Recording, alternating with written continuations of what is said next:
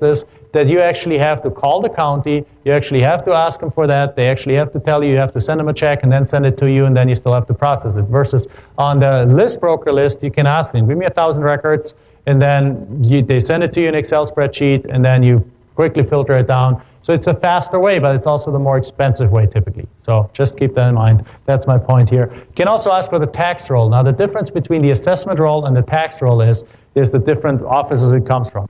The assessor is the one that sets the value of the property for the purpose of collecting taxes, right?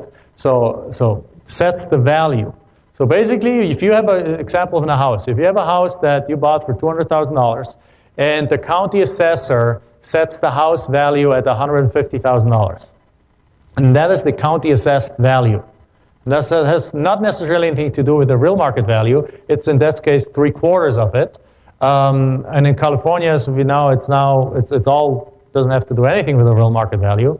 And actually have a correction here in California. The way it is that Proposition 13, I think it's set at 20% of market value or something like that was corrected, and then it goes up 2% every year from then.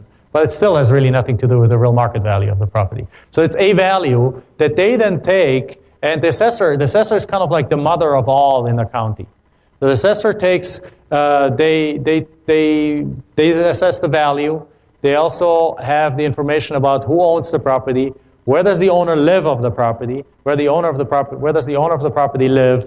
Then they have what size is the property, what is the property zoned, what is the uses of the property.